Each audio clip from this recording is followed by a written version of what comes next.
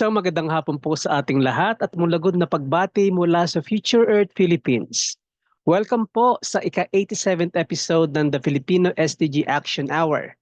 Muli nyo kaming samahan sa isa't kalahating oras ng exciting at makabuluhang talakayan tungkol sa mga paksa na napapanahon at tiyak na kapupulutan ng aral at karunungan. At sa hapon nga pong ito, pag-uusapan natin ang topic na pinamagatang The Mining Footprint Progressive, Temporary, and Final Mine Rehabilitation. Dito po, aalamin natin kung ano bang ibig sabihin ng mga salitang sinabi ko. Paano ba minamanage ang isang lugar matapos na ito ay magamit sa pagmimina? At ano ba ang epekto ng mine footprint sa kabuuang environmental footprint? Ayan po ay hasagutin din natin sa hapon na to. Kasama dyan ang mainit na issue kung bakit kailangan ng progressive mine rehabilitation upang magkaroon ng long-term stability and sustainability sa sangkalupaan at hydrology ng mining site. Kasama din dyan ang pag-repair ng ecosystem capacity. At hindi lang po yon, kasama rin po dyan maging ang pag-iwas sa mga posibleng sakuna na maaring maidulot sa kapaligiran at higit sa lahat, maproteksyonan ang kalusugan ng komunidad na nakapalibot sa mga mining areas. So, sa totoo lang po, ilan lang po ito sa mga katanungan na hasagutin ng ating panauhin sa hapon na ito. At masasabi ko po na special po ang ating panauhin sa araw na to kasi napaka-multifaceted po niya. Bakit ko po nasabi? Kasi siya po ay nakapagtapos sa kursong zoology, mining engineering bilang BS po niya. At nag-master din po siya nag-master din po siya ng Business Administration sa Universidad ng Pilipinas at noong pong 1999, kumuha naman po siya ng master's degree in petroleum engineering sa Texas A&M University. At nung nga pong 2008, hindi po siya natapos doon. Kumuha po siya ng Doctor of Philosophy in Environmental Engineering. And this afternoon, to share his insights on how to properly manage and utilize the minerals and innovate better mining techniques and procedures while preserving and protecting the environment. Let's all welcome Dr. Gabriel Pamintuan. Dr. Pamintuan, welcome po sa The Filipino SDG Action Hour. Good afternoon po sa lahat. And it's an honor to be here among distinguished scientists and engineers.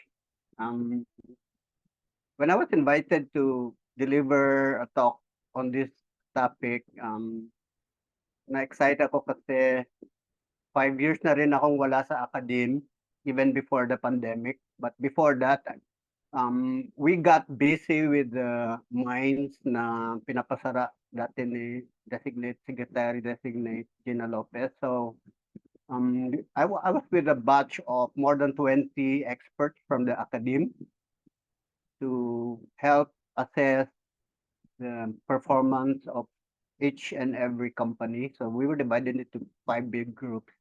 So that was the MICC, ang tawag nating MICC exercise.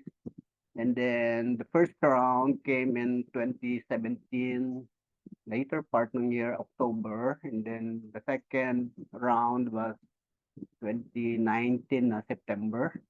So by that time, we were on our second round. So nauna yung mga nickel mines kasi yun yung pinaka-impactful, kumbaga. Literally, President Duterte so red kasi pula yung mga laterite na mines. But there were more because beyond the nickel mines, we went further into the big ones also, no? Copper, some gold, iron, and so on. So,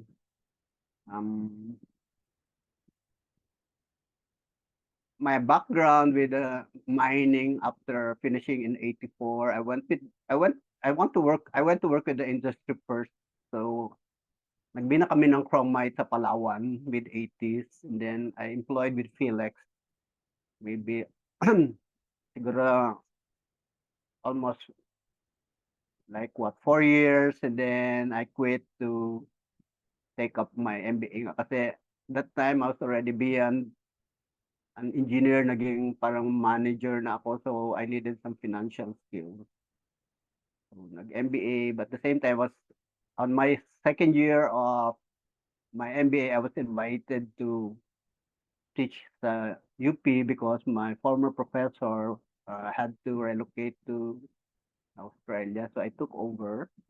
And then, naging mahirap din yung first years ko after my MBA kasi full-time ako sa teaching. Alam naman natin sa academy, medyo hindi rin ganun ka financially rewarding, but the reward started coming in around mid-90s, and then nagkaroon ng bagong mining law yung 95. So it got very busy, pero hindi naka-take off yung implementation ng new mining law natin. So I had to leave 99 to take up a relatively,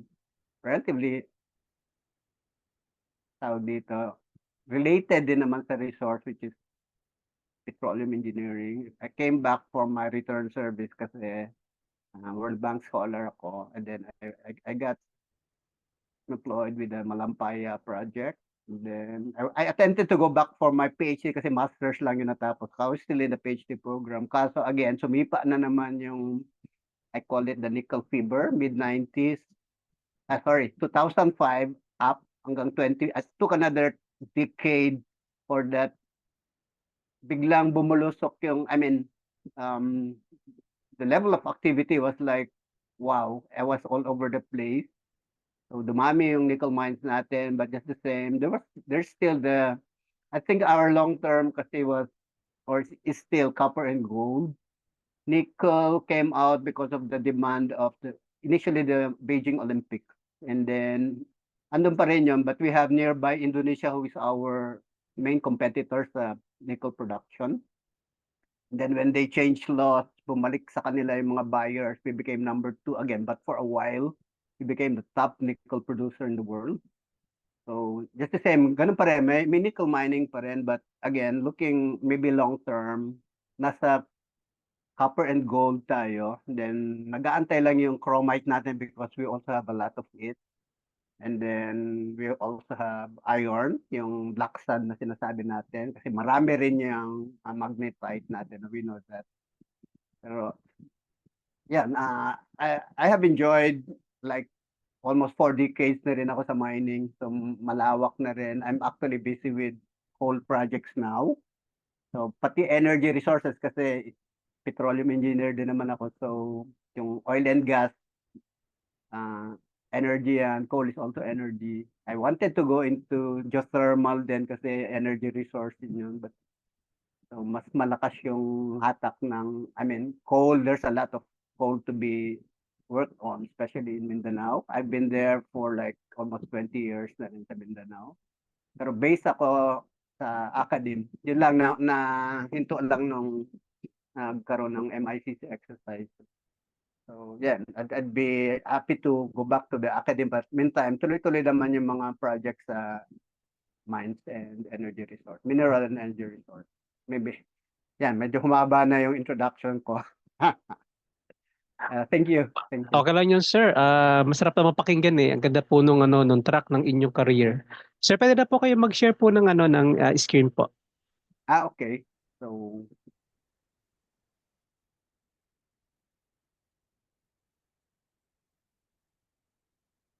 there, I hope I'm in my PowerPoint.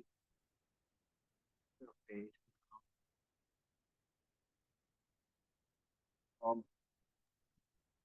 I'll be talking about the mining footprint, progressive, temporary, and final mining rehabilitation.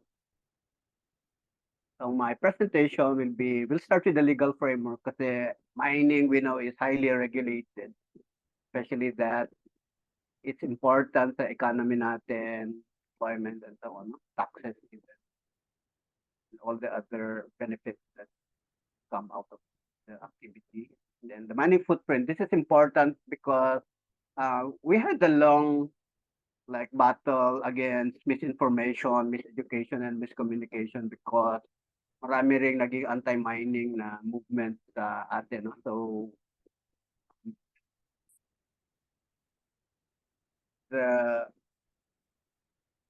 if you remember, in 2011, nung natay si Dr. J. Ortega sa Palawan, Puerto Princesa. That started the late Miss Gina Lopez movement, if you remember the Noto mining in Palawan.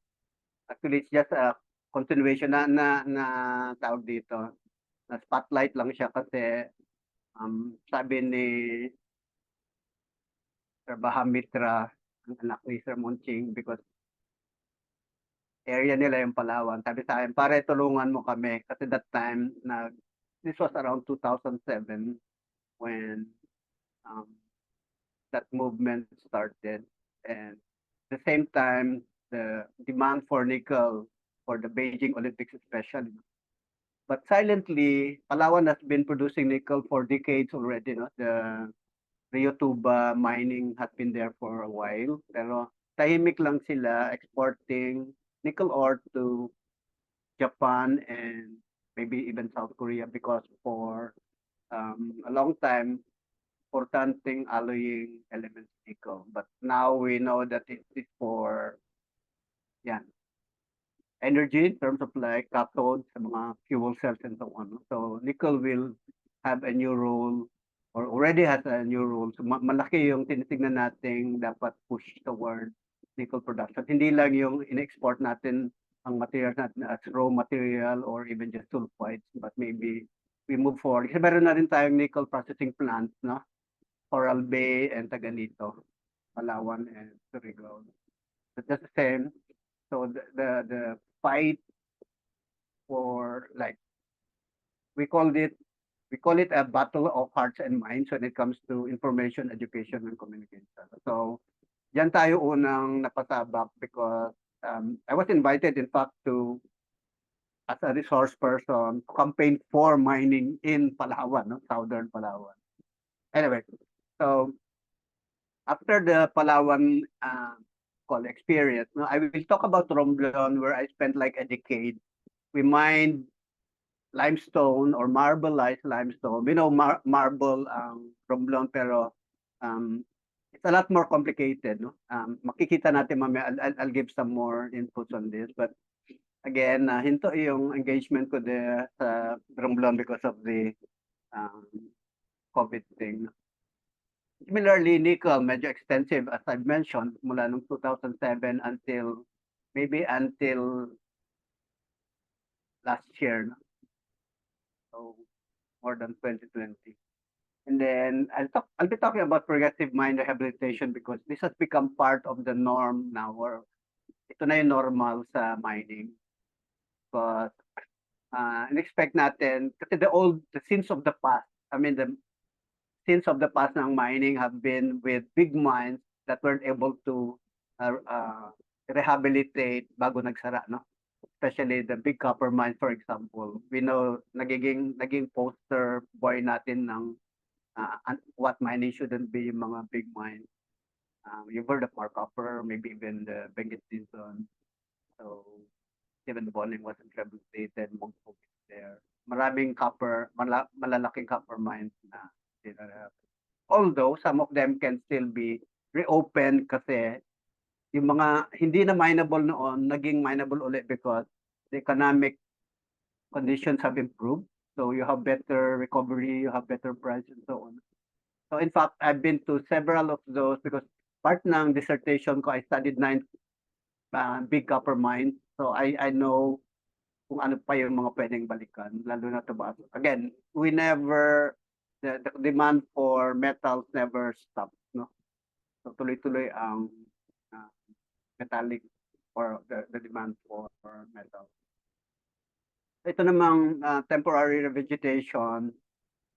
In 2017, we started the first MICC. No? By 2018, soon as we almost finished the first round of MICC evaluation of mine, we already were working on like ano yung policy na dapat. So we had technical working groups. We even prepared a video position paper to like for the DNR to educate and maybe convince from secretary and the president na mining is good. Mining will always be with us. We will never stop mining. So we had parang participation from industry, from government, and from academe like myself, no? So that makabuo tayo ng hindi lang paper but again way forward how mining should be done. So again, nabanggit yung SDG na yan. So aware na tayo dyan, no? But how do we fit in there?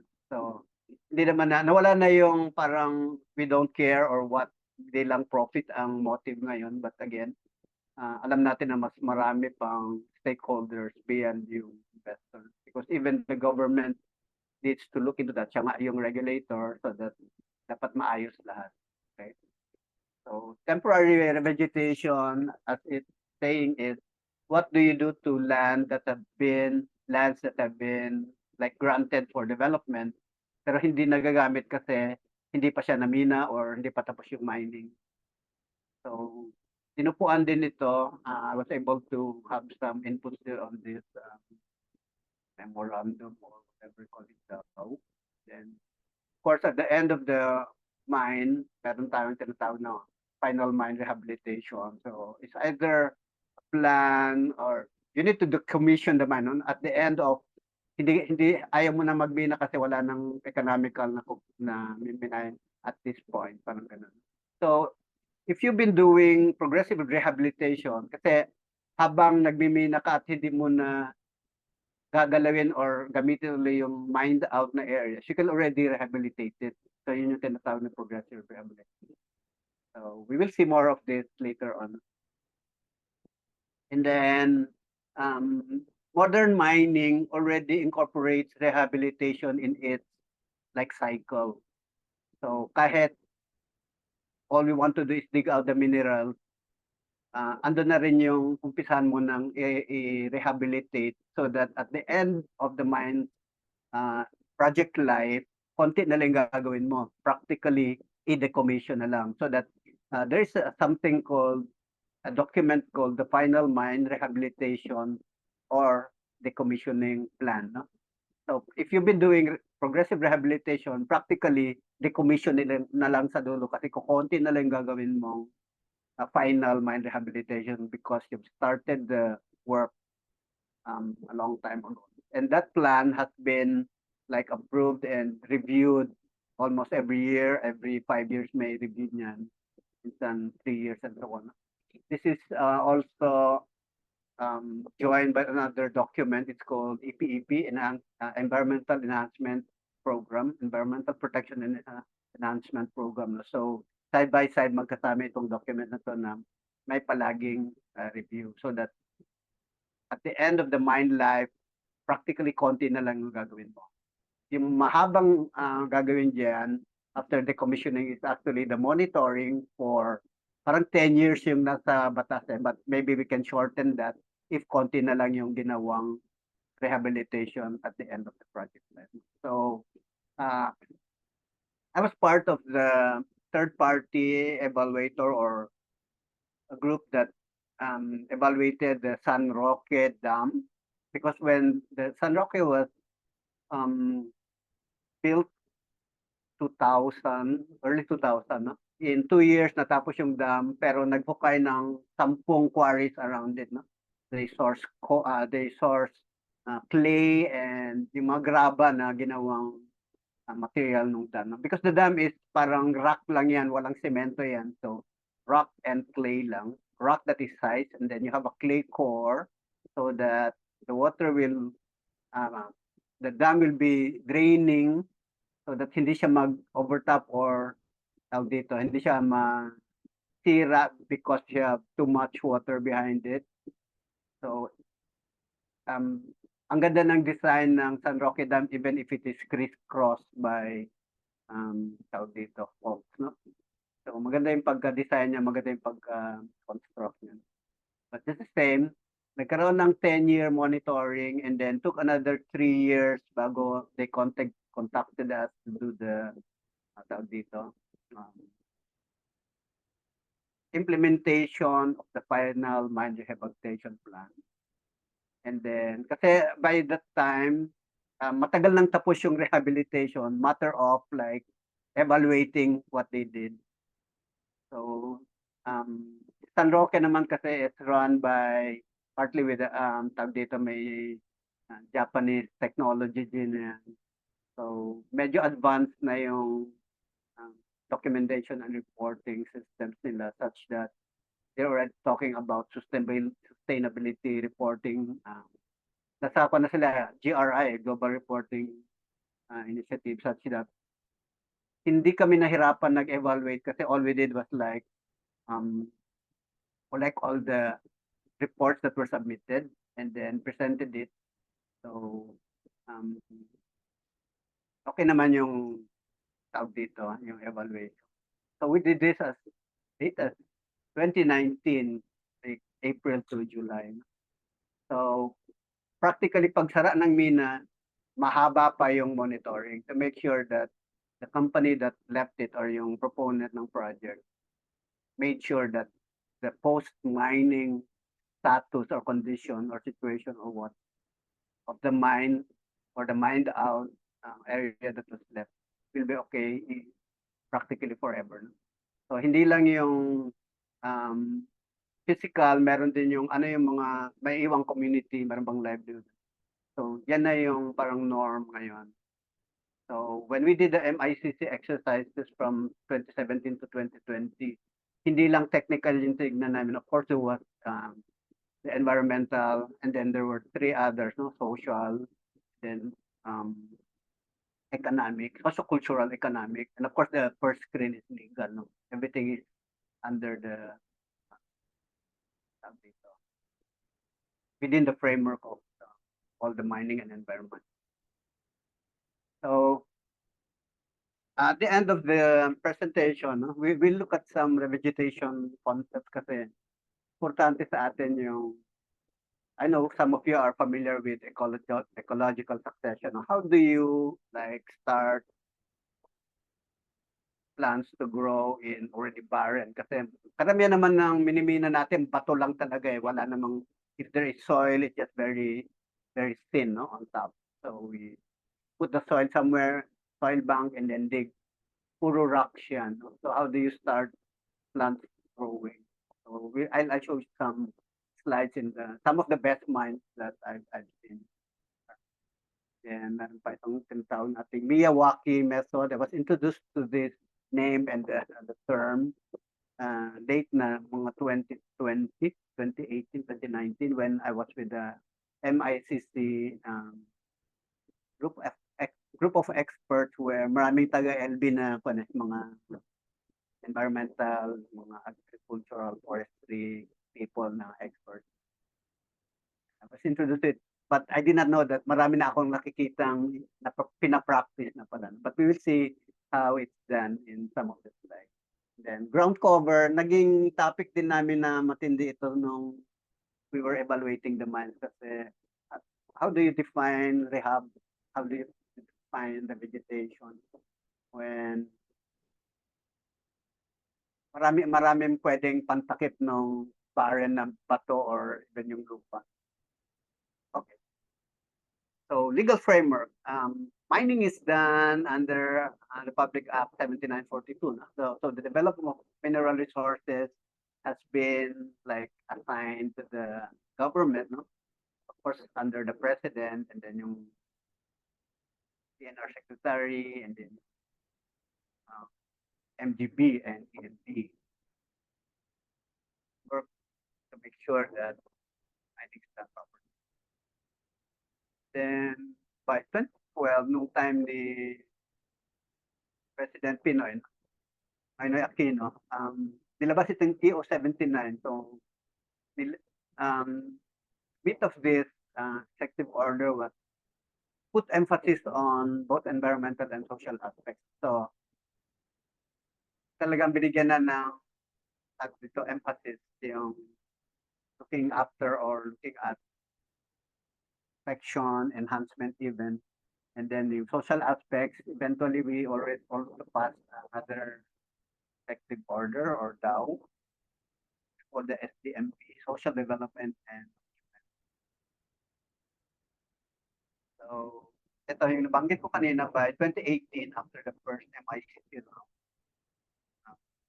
Nilabas yung dito, circular or order on ano yung maximum area na ang tawag dito na unrehabilitated. So for example, kasi yung nickel mine, malaking areas yung binubuksan natin. So parang may numbers tayo. Let's say you produce from 1 million to 10 million. Yung corresponding maximum areas nyo are from between 50 hectares to 100 hectares, parang ganun, na unrehabilitated. So expected na continuous yung rehabilitation because nickel is really very amenable to progressive rehabilitation. So yung EO-130 which came during the pandemic na ito by the time na approve na yung RA 10963 natin, it's called ito yung train na sinasabi. So the taxes on mining doubled. So yun naman yung inaantay ng tawag dito. Nagkaroon kasi ng moratorium on new mining laws not until we have a new parang fiscal or tax policy. So the government wanted to double from 2 to 4% ng gross revenue. Maybe as it parang royal. So biglang nadoble. So this was a big amount, but at the same, kaya pa rin i-afford ng mga company for you. I want to cite something that happened nung start ng pandemic because very early nag-react ang mining because sinabanggit ko kanina na SDMP, marami kasi diyan hindi nauubos because it is like 1% of your total or direct mining cost, which is a big amount. No? Minsan, hindi na ma-absorb yan ng mga beneficiary so that kung walang project kasi, hindi i-release yung pera. So yung mga unspent na yan, naiipon sa parang bangko, parang in escrow yan. So what the mining companies need, or maybe to an order or directive from the DNR is, pwede na i-charge sa COVID yan. Sa COVID-related costs nyo. Say, whatever. Yung vaccine came much later. Mask, etc. Yung mga treatment. So malaki yung naging benefit ng publics dito. Especially yung community, host community and the neighboring communities around the mine. Because, yeah, practically 400 million kaagad yung na earmark for that. So, naging beneficiary is more than 1 million all over the country. So much for the legal stuff. No? So, yung sa mining footprint, let's go direct sa yung sinabi kong ginawa namin no 2012. No? So, if you look at the left picture here, no? Ito yung galing sa MGB. Ito yung areas applied for mining project. Notice that practically all over the country, no? Something can be mined. So we know that metallic lang ito kasi DNR, no? Iba pa yung coal and oil and gas and what ng DOE. Pero what we did sa department, no? We had a request from Sir RTC who used to be with the industry to like, can you map out the actual footprint of operating mine? Kasi hindi naman lahat na in-applyan mong mina or area, miminahin mo, no? So, very risky ang mining such that may numbers dyan later on, no? Parang sinasabi na out of 100, baka isa lang yung magiging mina. So, lumalabas dito that practically 40% of the Philippine archipelago has been like applied for mining. But the actual footprint or yung mga nag-ooperate na mine, what you see on the right picture. So, ito yung bottom line na ginawa ng Chamber of Mines, no? With the help of UP, no? And then, meron silang data from MGB. Sabi nila, if you look at the numbers here, only 0.2% of the total Philippine land mass and 60,000 hectares compared to like, parang we have 12 to 14 million hectares yung in-applyan. The Philippines is around 30 million hectares. So, 40% yung in-applyan ng entire archipelago, but out of the 30 million, only 60,000 hectares are the disturbed ground, actual mine. So that's 0.2% yung entire Pelago. But what we did was we concentrated on Palawan because andun yung labanan yung Noto mining in Palawan. That war was waged in 2011, 2012. So just bear in mind yung 0.2%. So sabi niya, why do we need 40%, but we will only be digging up? Because in mining, your gold, your copper will not just show itself from here. Hahanapin mo pa yan. That's why you need to explore, even prospect first and then explore and then develop. So usually yung i-award sa inyo na out of 1,000 hectares, for example, 100 hectares, baka 1% lang yung gagamitin mo. In fact, what the numbers are showing that it will be even much less. Ibig sabihin, not every area applied for will even produce a mine. Okay, so if it's 0.2%, the entire Philippines, even less in Palawan. So how did we know? We went down to, we did like satellite imagery, internet research, and then we mapped out what we can see as disturbed ground because of mining. So our actual project area. Okay, so we did not even put into, or basta na-disturb siya, no? We did not even include yung rehabilitated or progressively rehabilitated. Kasi minsan, medyo mabagal yung pagtubo ng tinanim mo. So kahit natapos mo na namina yan, napatag mo na, nalagyan ng soil, mabagal yung growth. So practically from the air, hindi mo nakakita may tanim na pala yan because for example, mangkuno or our ironwood, which grows very well in laterite areas, siguro in 5 years, baka 1 inch lang yung, 2 inches lang yung trunk mo or yung stem. So I'll show some pictures later on. And then Riutuba, which is the southern part of Palawan, became our parang focus because yan nga yung siguro yung one of the longest nickel producing areas in the country. And then practically it's also one of the best rehabilitated so maraming kumokopya sa programs ng Riutuba. So when nickel started getting opened in Dinagat, in Surigao, and so on, so ando na palagi yung model ng Riutuba. In fact, they have another mine there, yung Taganito. And then they're also looking at more areas. So there, yung nakalagay dyan na Bulanjao is actually south of the current Riutuba operation, which will give them a few more decades of, matagal pa, marami pa tayong nickel, but just the same, we will always be dependent on world market price demand. So, matagal pa tayo mag-produce ng nickel because meron din tayong competition, and then din si Indonesia who has or which has also a lot of nickel. Marami din silang coal, like Australia, pero yung lamang nila sa Australia mas malapit sa market. So parang gano'n, no? So just the same, even minerals become strategic to our economy because of like global again, prices playing kami. So again, how do you monitor plan versus actual and so on? So nung lumabas yung 2018-19 na daw natin, nagkaroon ng mas maiging tutukan.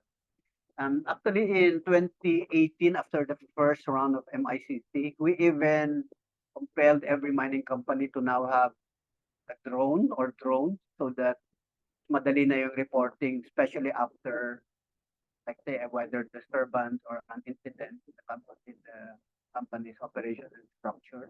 Kasi minsan, kung kailan kailangan yung Bureau of Mines, bad weather pa.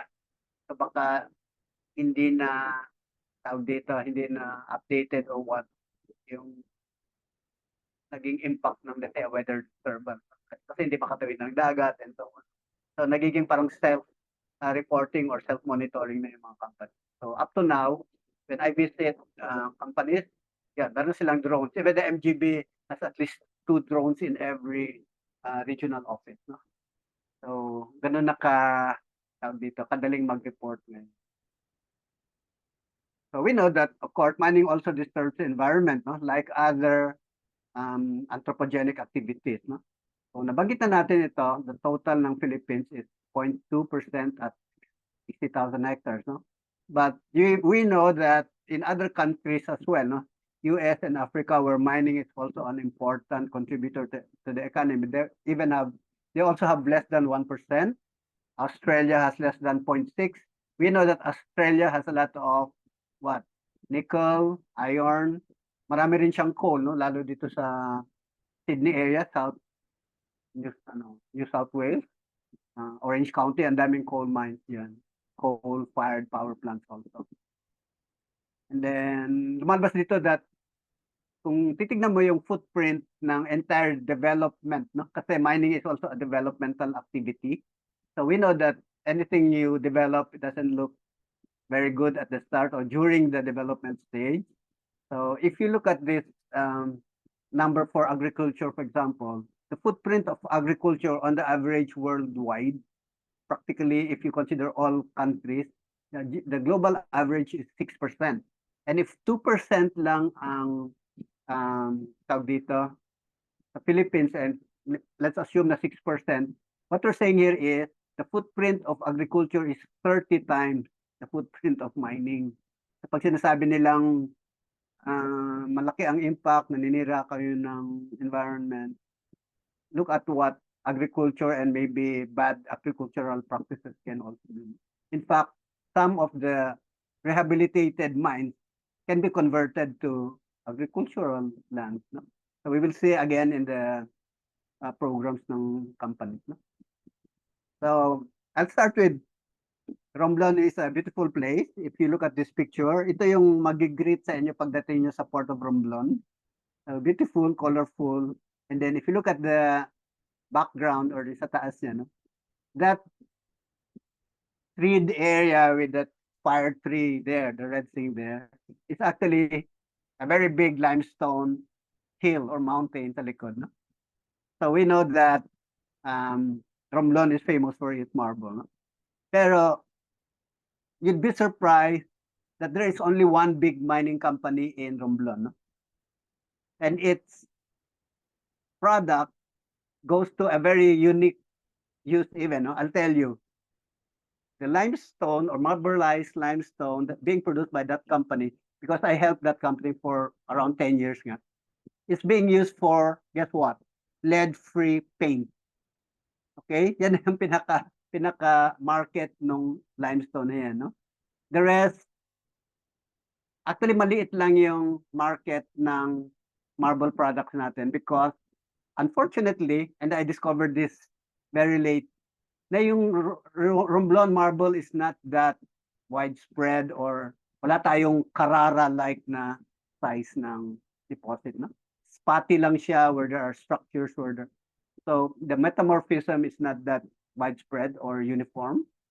So maraming marble pero spotty. Karamihan marbleized limestone, marami ring limestone. So hindi siya ganun ka-widespread. Okay. So these are some of the minerals and rocks in my collection. No? Yung left is, of course, we know that's calcite, that's white marble doon sa gitna sa taas. There is black marble in Romblon. I have a big block of black marble here in my place. And then yung nasa baba is something unique. That's pink calcite, very rare. It's in one of the quarries where used to visit, and then may sinasabi silang may jadeite doon, the green thing dito sa lower right. No? And then again, as I've said, hindi gaano malaki yung marble. Most of the marble products being brought out of Romblon are artisanal or backyard. So magaganda rin naman, no? Maraming klase. So we have white, we have gray, we have black, we have. If you look at the leftmost product doon sa left picture, no? I forgot how they call that, parang century yata. So actually it's metamorphosed, parang slide debris kasi meron siyang white, meron siyang yellow and all that. And we know that calcite is medyo yellowish orange. Okay, so there are more. Maganda, pero yun na nga, they do not produce this in very big numbers. So if you go to the market sa Romblon, tabi ng pier, doon mismo sa Romblon town. Marami pero not as big as we want it to be. No? So if you know about the Carrara marble in Italy, sana meron tayong ganun pero wala. Okay. Yung marami sa Romblon din, no? Ito yung ibang product na yan, yung Atis ang best seller nila pagdating ng July up to September. Then marami pa but incidentally, many of these fruits grow in very sparse soil. They are in like plants that can thrive kahit manipis yung lupa. And then, of course, other products are, yun, yung mga parang muhon na size yan, no? Or yung, let's say, 6 by a foot or 2 feet long na marble, kumbaga, rods or cylinders that they cut out of bigger block. And then they will sell this, parang they become material for more highly or higher value products like ituro mo yan, gawin mong vase and so on. The firewood on the upper right is ipil-ipil, which is fortunately or unfortunately is the cover ng Romblon Island. No? Siya yung nagdo-dominate. And it's a giant ipil-ipil species. We know that kanyan invasive yan. Pero yan, ang bilis tumubo ng ipil-ipil. I'll show you more pictures later on. Of course, there's fish around, no? In fact, I even caught a fish, caught a fish while in flight. Tuna ito eh.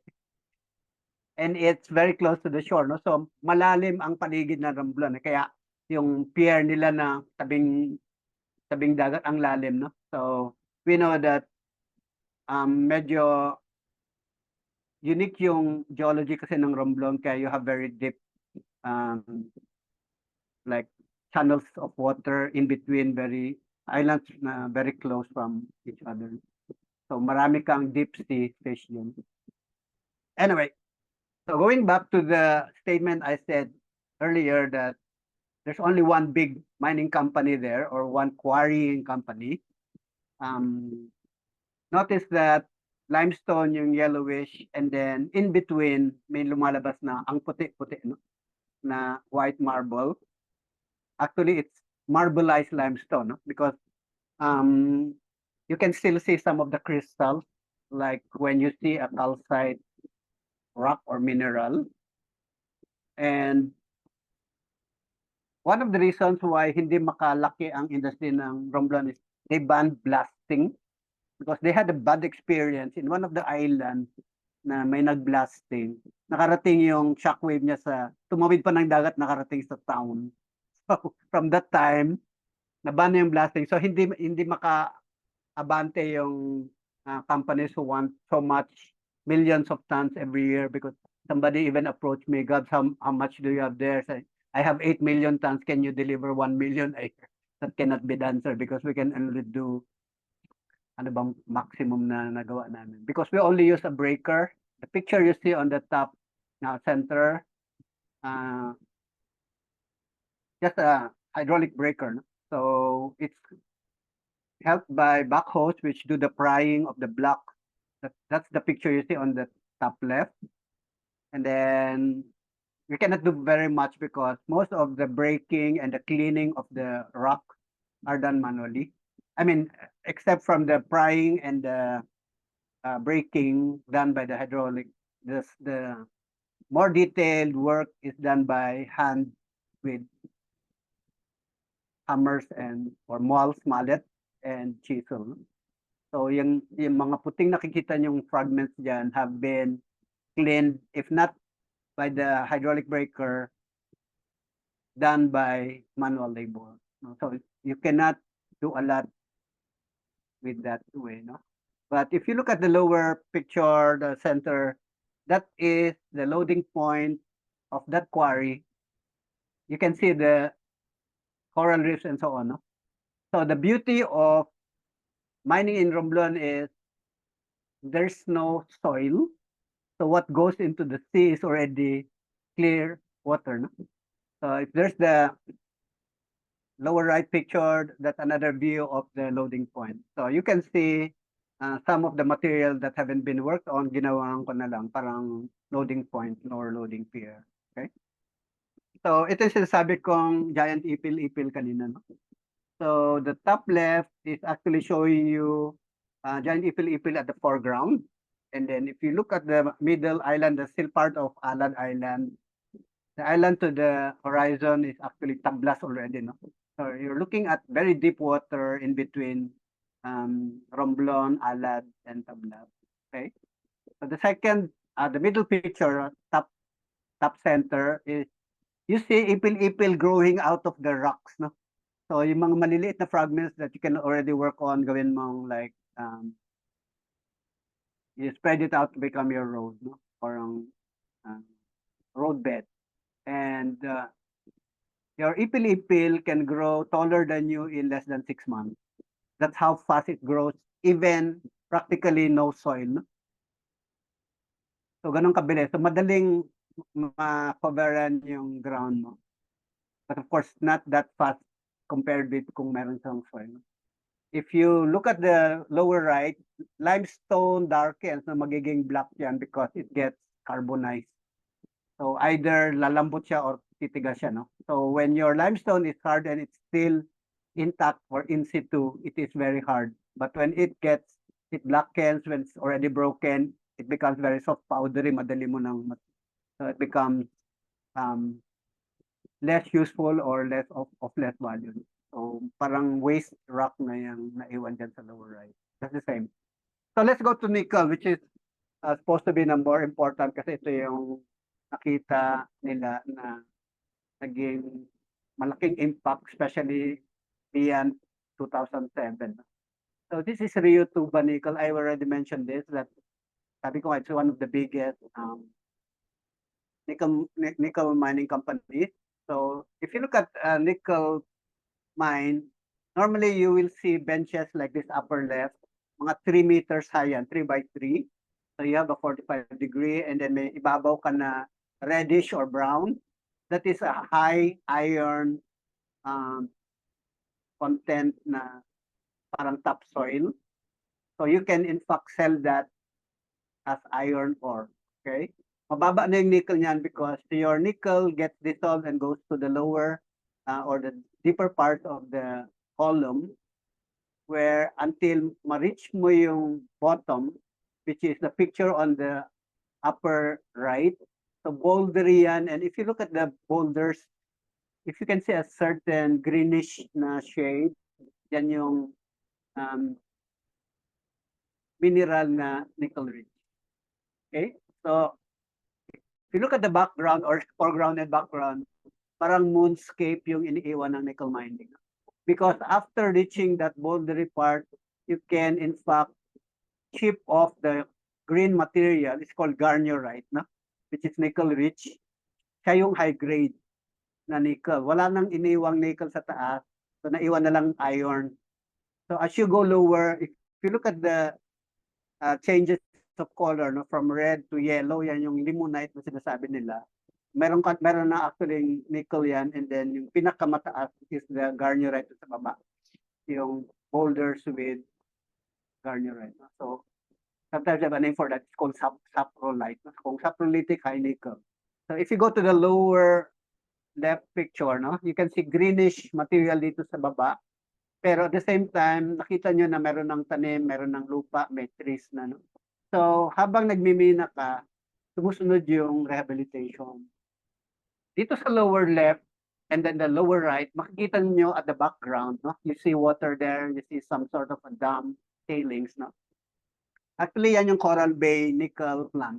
Okay? If you look at the lower right, you see two plants doon sa background. That is module 1 and module 2 of the Coral Bay nickel processing. Okay? Yan yung unang dalawang nickel processing plant natin. No? So, taga nito, when it opened, it was already 30,000. No? These first two are 10,000 each lang per year. So, at least malaki na yung value adding natin inside the Philippines. But we still have to export the output of our nickel processing plant because they have to be refined further. No? maybe Japan, maybe Korea. So yung binibili karamihan ng China, for example, sa atin, or even Japan and Korea, which are not processed here, parang it's called direct shipment or no DSO. They have a lot of nickel processing plants in their place. In fact, nung naging number 1 tayo kasi binan yung mga buyers sa Indonesia, dapat magtayo kayo ng processing plant. We also have that, I don't know if we still have that bill in Congress now. So ginawa ng mga buyers, especially China, pumunta dito sa Pilipinas. Wala pa tayo nung ban on or you need to put up your plant. So we became number 1 for a while. So nung na-realize na Indonesia na nawala sa kanila yung market because they don't need another processing plant because they have hundreds in China, for example. So they walked back on that new law. Bumalik si China sa kanila because mas marami silang nickel at maybe mas mura or what. So, ganun. So, kung sumusunod tayo dun sa trend, dapat mag-lead tayo eh. We should be more creative in terms of like policy. But I don't know what's happening in terms of yung, for example, yung bill na yun regarding building plants. Because for example, yan, since we already have Taganito, but again, Taganito and Coral Bay are still owned by Nickel Asia, no? So maybe we'll need more investors. In fact, I know of a group who are also looking at that now. No? They will specialize on processing plants. Okay. Okay. So if this was in 2007 because this was my first visit sa Rio Tuba, no? I went back there in 2016 for another purpose. Now they asked me to help them in their IEC campaign, but I saw this rehabilitation that they have been doing. No? So if you look at the top left picture, you see like small brown things there. So they dig meter by meter. Nagdidig sila ng maybe every 2 meters yan. Half meter na butas lalagyan ng soil because that is rock. If that is saprolitic, that is practically virgin ground or unweathered na bato. No? So what they do in places, they spread out like soil. Sometimes they do it in like bands. And then if you look at the lower left and lower right picture, you see sacks and sacks of soil, no? So kung walang soil, lagyan mo ng soil, then tamnan. Okay? So, and then if you look at what they planted, actually halo-halo na yan eh. So later on, if we will see Miyawaki later on, this has been practiced for a long time na pala under si Dr. Bibiano Ranyes, siya yung in charge ng rehab sa Rio Tuba. So this is what Rio Tuba did to their open pit or their moonscape. Okay, if you look at the top picture, it says post mining, ecosystems, restoration, and so on. No? So there's a poster at the back. So nakalagay from, can I read? Nakalagay doon from a mine to a forest. So the red became green eventually no, over the years. So they also tried planting rice. So gumawa ng mga paddies dyan. Punang tubig.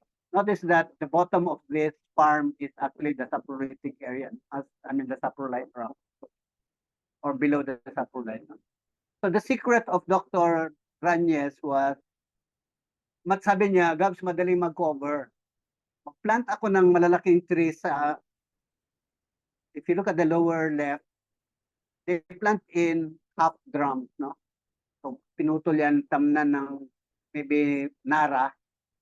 And then dadalhin yun, they will space it every 5 meters. And in between those 5 meters, magtatanim ng maliliit. So meron kang initial cover na malaki na, pero that is movable.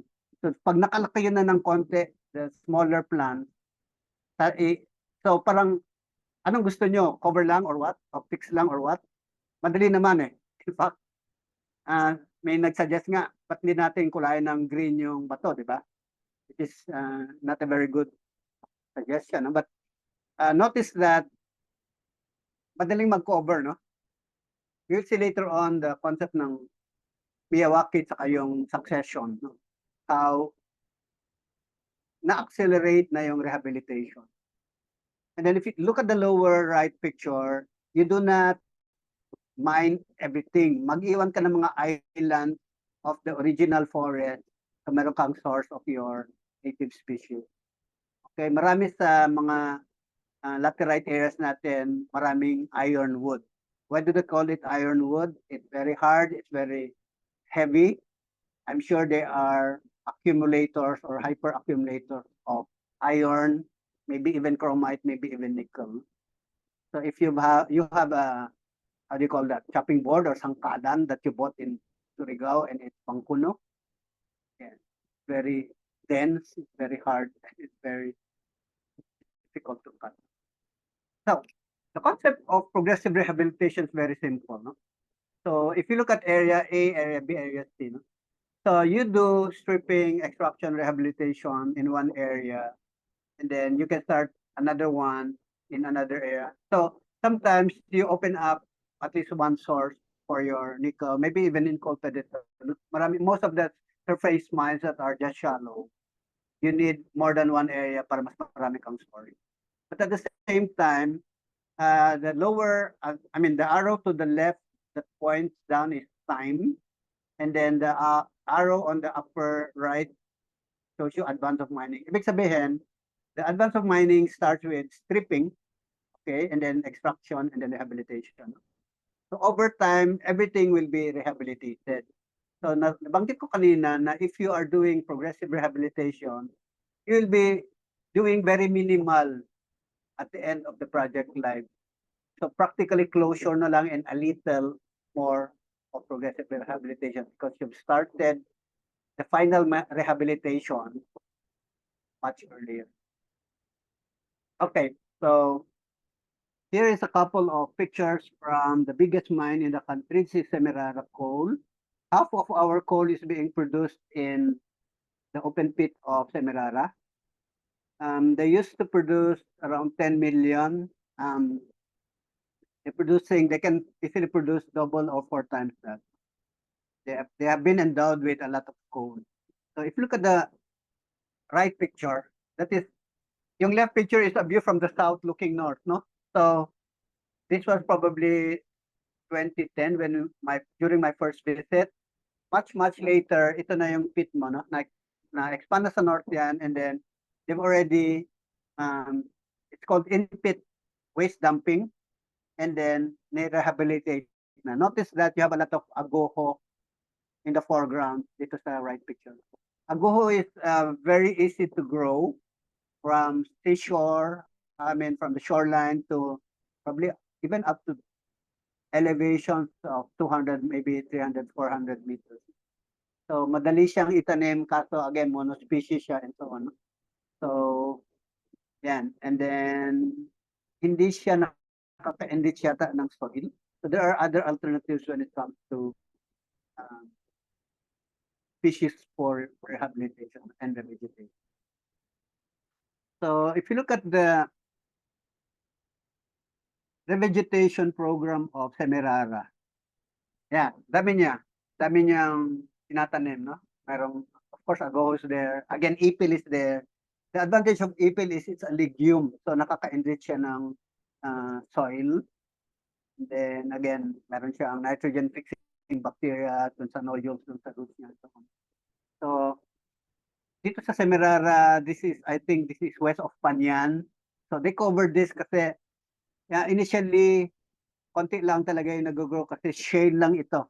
So halos walang soil yan. If you look at the ground, hindi brown.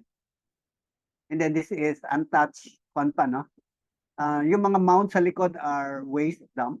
Pero dito sa harap are like original ground. So sometimes, if you have waste dumps and tamnan mo na lahat, so if you look at the other pictures, you find coconuts there. Again, agoho, you find grasses, pugon maybe, and then ipil. Eventually, this West Panyan was mined. So again, binuksan, nirehab yung entire entire pit ng Panyan. Then there's another pit to the east. So tuloy-tuloy ang rehabilitation ng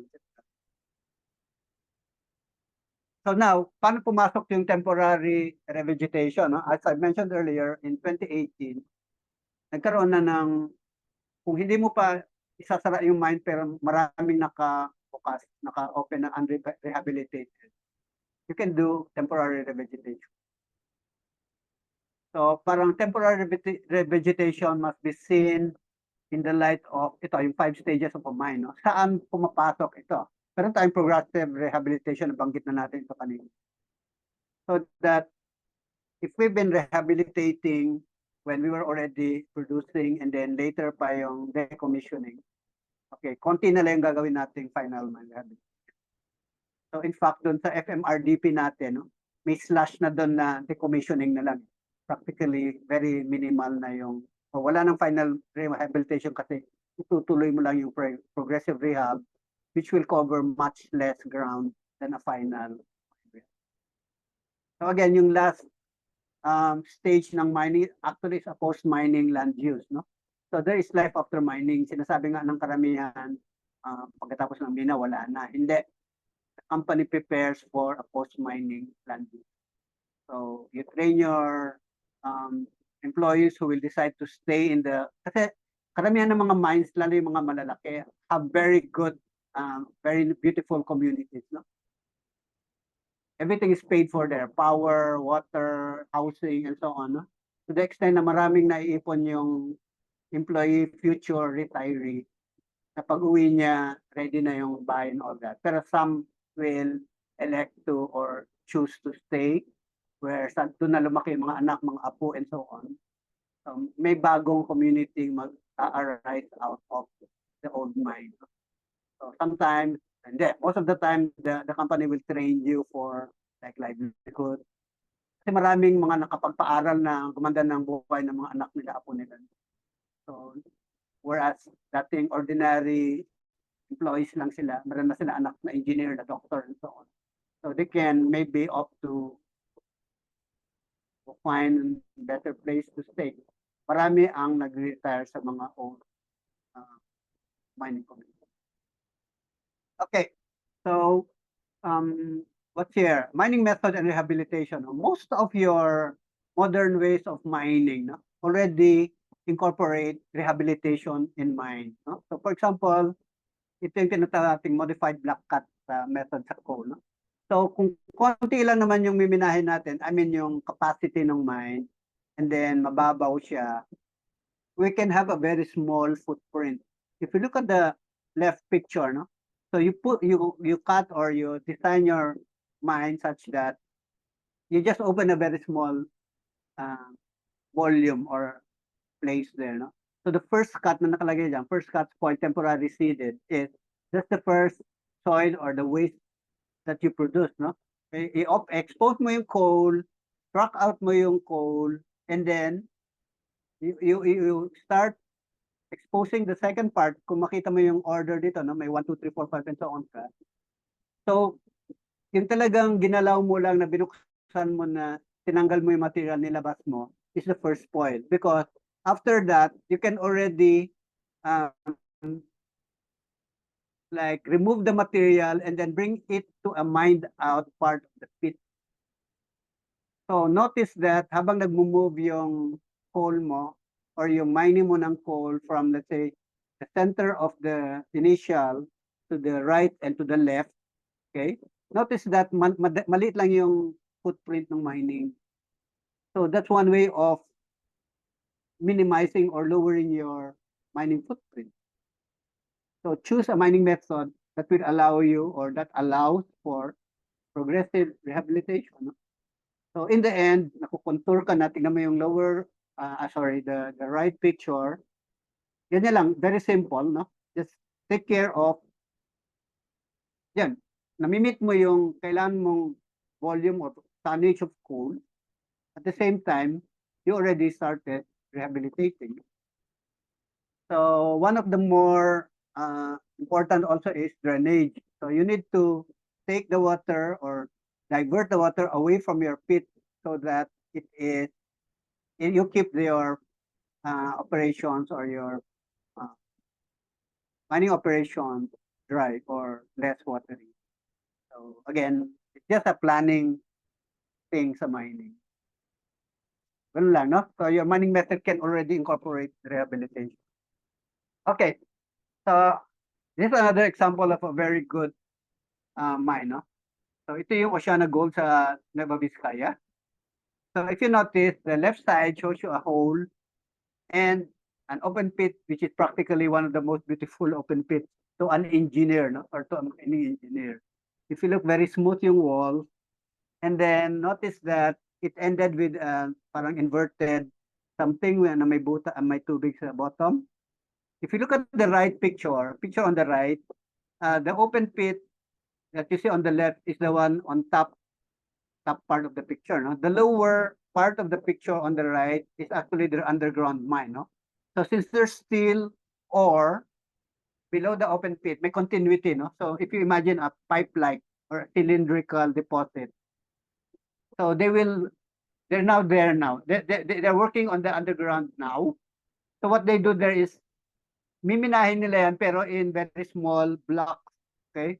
So what they do is, since matigas naman yung bato, they will cut out a very big block, let's say maybe not as big as yung blocks ng Philex. Kasi siguro ito, imagine a 10 meter by 10, 5 meter slice by maybe 5 by 5, 5 by 5 by 5. So meron kang parang a cube of void doon kasi minina mo na, di ba? Now you do that parang checkerboard style, no? So alternate na parang yung squares na yan. Okay, so of course may passageway ka from one block to the next. No? After mining, after magkaroon ka ng void, alam mong gagawin nila, they will fill that up with cement or concrete.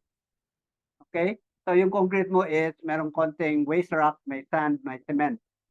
So you will backfill it so that you can mine the remaining ore in between. So in the end, everything will be cemented. So cementado yung magiging end result niyan.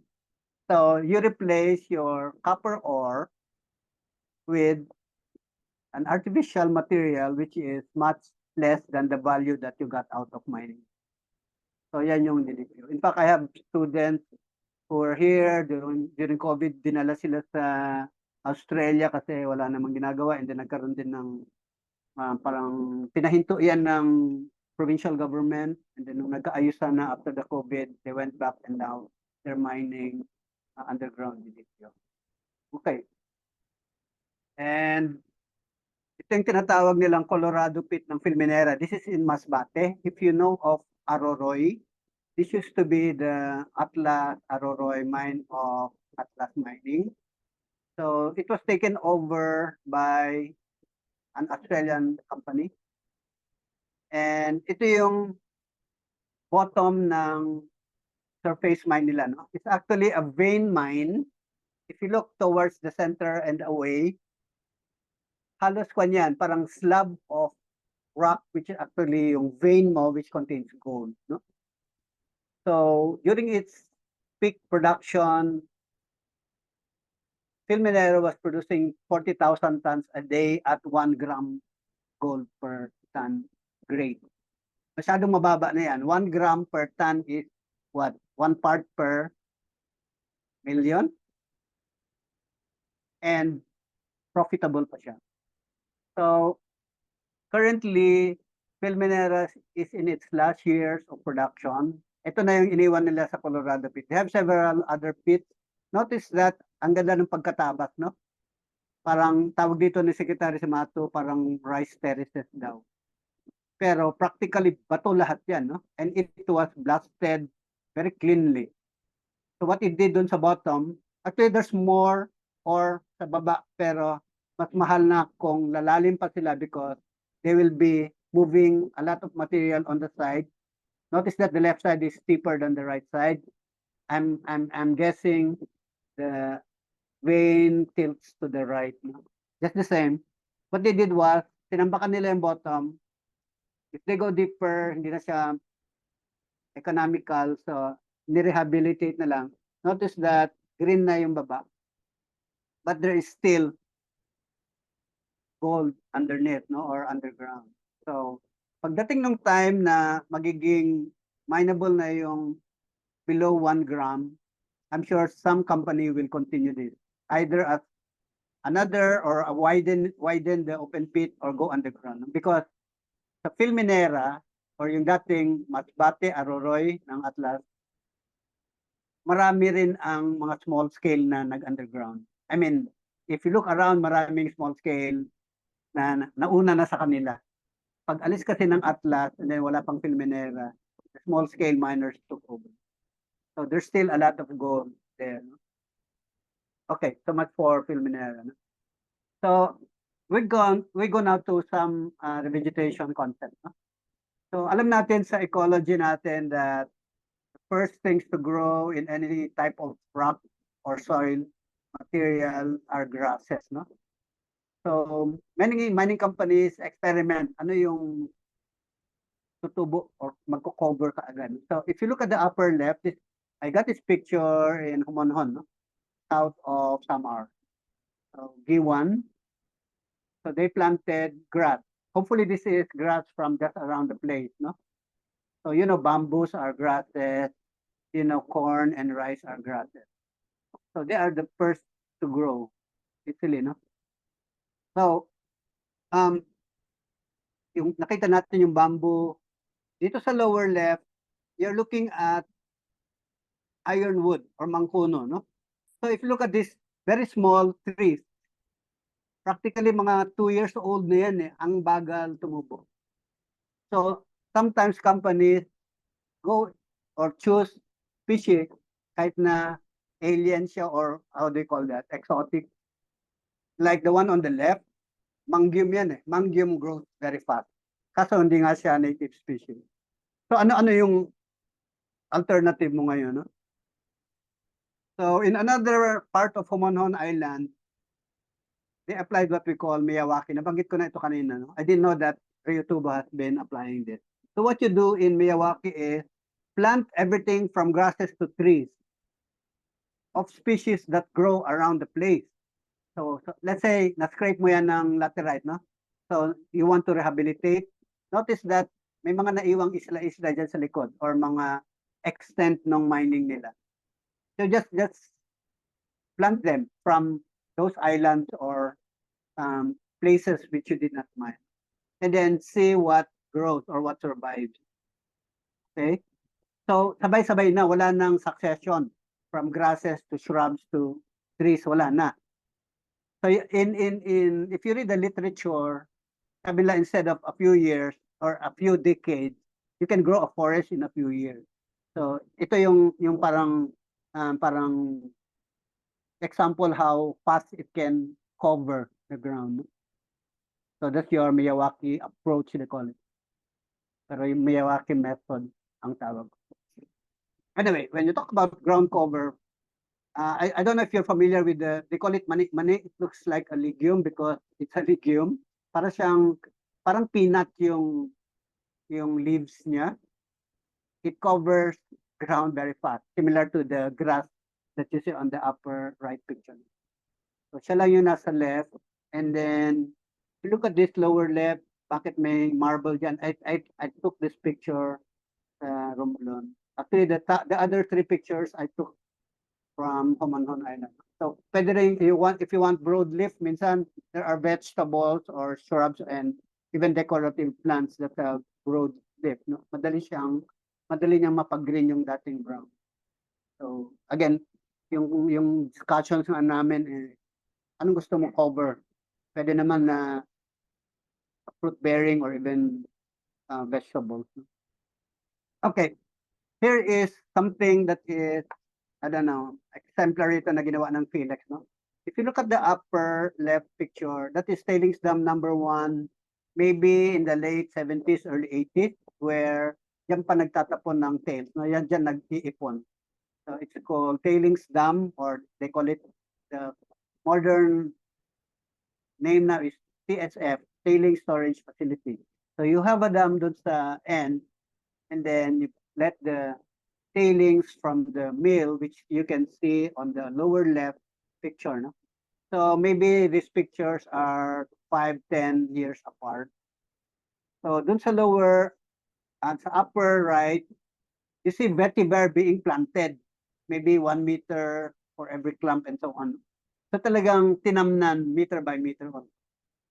So we know that vetiver has very long roots, no? I've seen in Payatas when we did that place, maybe 5 to 10 feet long yung mga roots. Then if you look at the lower left picture, no, you see the mill, the big structure in the middle. And then, dyan yung pinaprocess yung copper ore na may gold and silver. So the tailings is brought to the top left. But your top left picture is, I took this picture maybe late 80s, early 90s, or early 2000 na to. If you notice that vetiver, meron ng other grasses, meron ng bamboos, yung smaller clumps na medyo pale sa kasama nung. And then doon sa likod, meron ka ng, they put agoho there, they put benguet pine. So, if you look at the other direction, dito sa lower right, meron ka ng, bumalik pati yung mga nagpapasture na cows, no? So, ibig sabihin, the grass there is okay with cow. So, otherwise, kung may titikman silang hindi maganda niyan, wala kang nakikitang baka dyan. So, again, the foreground is actually tails or material that is not tails. No? So, these were material that were used to build the dam, or maybe dun sa upper edge. Okay, so in January 2020, I happened to be the team leader of the MICC group that went to assess Felix, no? My former employee back in the mid-80s to the late 80s. Ito na yung bamboo nila, bamboo project. So it was on their 25th year already. So you see clumps of bamboos. That time they were already looking for investors, maybe equipment and so on, no? And product to design for their bamboos. And this is satellite shot of their bamboo project. The square that you see on the lower left is their helipad, and then yung tailings dam number 1, the upper center. So 2 more slides. I want to show you a bigger picture of Felix. So the top center is your TSF and the bamboo project. Okay. Meron kang TSF number 2, which is already partly rehabilitated. In fact, ginagamit yan ng training ground ng police or military for their cadets or new members. And then the active TSF is the TSF3. Ito yung nag-leak noong 2011, but na-repair na and functional. And then there's a subsidence area, no? Ito yung mga currently na pinaghahandaan ng Philex because paubos na yung ore ng Philex. It will close in a few years. I know when, pero I will not tell. Anyway, so yung subsidence area is your area from the top, no? Or from the mining is happening practically 1 kilometer underground. So you're looking at this is the plan view. So yung mining is being done 700 to 1 kilometer, 700 meters to 1 kilometer down. So this subsidence area moves every day by 0.3 meters. Kasi kung ano yung minimina mo sa ilalim, you're taking out rock, you're breaking it, and then this thing subsides, no? Kasi meron kang void doon sa ilalim, magkikave. Okay? So, they're already planning what to do pagsara ng Felix, no? So, USO, rehabilitation, very simple lang yung revegetation, eh.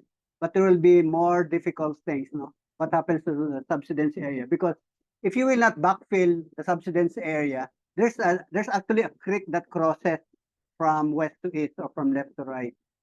So kung hindi mo binakfilan yung subsidence area mo ng isang araw, magkakaroon ka ng malaking lake dyan, which will endanger everything below it. including all of the working places, like 700 to 1 kilometer underground. So mini-maintain yan, and then your backfilling every day. Okay, so maybe Felix will have a lot of work to do based on what I have discussed, lalo na yung subsidence area na yan, yung groundwater, what will happen to the groundwater after mining. I've done groundwater studies ng Felix in 2020 and 2014, and I've just finished one now. There's a bigger study that will be done probably by Dr. Tabios. Marami kasi malaki yung area nila, and then maraming gagawin in terms of surface water. So, napag-usapan namin ni Dr. Tabios ito earlier this year.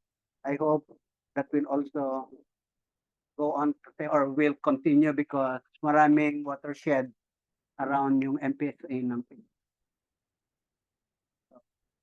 Before I end, marami pa akong gustong i-share pero I only have limited time now. No? Maybe next time, I want to discuss, give me a chance, no? If you give me a chance, the open pit mining ban and the lifting of that ban. It's interesting. It's a very long story. Meron din akong gustong i-share na what we found out sa MICC 123 and ano yung importance ng when it comes to policy. Okay. I also want updates on mining energy because I continue to work with industry and government. And I'm also aware yung continuous need natin for material. For example, karoon ng moratorium reclamation, no? I think na-restore na, but they need more like guidelines and so on. So, bawal mag-dredge around the reclamation area. And one other, no? Mining and sustainability development, because we know that mining provides the materials, the minerals, and the energy resources, no? So, practically, there will be no development pag walang. So, can we sustain mining? Kasi yung tanong natin is, no to mining. So, no to mining, no to production, no to development, no to prospecting, no to material. Kasi maraming concept yung development, I mean, sustainable development, lalo na based tayo sa SDG na yan, yung 17 na pinomulate ng UN na yan. So can we look at it from an economic development viewpoint? Hindi lang kasi limited sa resource yung dapat palitan. For example, what happens after a mine? One big example of a post-mining land use or what is Baguio City. Baguio grew out of the mine. Americans taught us how to mine modern and so maraming binuksang mina sa around the present Baguio because dati the Trinidad lang yan. They saw the mineralization from Pangasinan to the Lion's Head. No? They decided to build a city for actually hindi po ang unang function ng Baguio eh. Hindi pa city, hindi pa siya tourist area, hindi pa siya education, hindi pa siya commercial, etc. So what we see at Baguio now is because of the mine, or the mining that the Americans have. In fact, meron silang bonus yan, no? They open John Hay, naging RNR siya ng big and market. And most of the Americans in Baguio were connected with the mine. Then they did not stop in Baguio, they went northward up to Kalingan. May Lepanto dyan, may Bonay and so on. And now the small scale miners have taken over what the big mine left. So we're back to mining pero maraming small scale mining sa Baguio and it's a problem. So again, karoon ng bagong problema nung small scale mining. Most of the slides that you see in Canon and Zigzag Road are caused by small scale mining. There's more small scale mining to the east than to the north. Hindi pa nabuksan masyado yung from Baguio to, let's say, Ontok. Pero there's still a lot of, again, gold, and there's a lot of gold and copper confirmed na yan, but there'll be a lot more development. Bukas na si Halsema Highway hanggang Tabuk. Kalinga is full of gold. Abra is full of gold. Apayag is full of gold. Again, marami pa tayong miminahin. You want iron, Cagayan River is full of iron. Even offshore, Cagayan offshore, Northern Luzon, no? Marami tayong magnetite. The extent na minsan, nakagaw na ng iba. No? Anyway, energy mix is also an important thing kasi, again, saan tayo kukuha ng wala tayong masyadong oil and gas, no? Pero may malampaya pa naman tayo, but again, we need more malampaya. What do we have more, okay, when it comes to energy? Solar, wind, I doubt. Marami tayong coal, but again, we need to educate people on the accessibility. I'm into at least 4 coal projects now, no? So, how do you like justify or maybe curse the dark? Nagkaroon ng brown. Okay, thank you. I can take. Ako, sir. Yeah, Mark. Yes, Napahaba. sir. Ay, okay lang, sir. Actually, ang ganda po nung para po ako umatid ng isang kompletong lecture na inattend ng 1.5 hour. Sir, ang dami Thank pong you, topic thank you. na na-discuss, soils, land, air, lahat po. Kaya Filipino SDG Action Hour.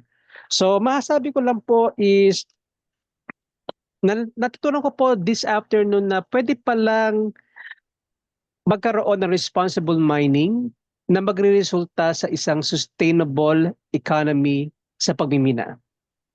At with that note po, gusto ko pong pasalamatan lahat. Isang biyernes na naman po natapos natin. So, see you po again next week, same time, same place, same channel. And to all of you, have a great weekend. Bye-bye. Bye-bye.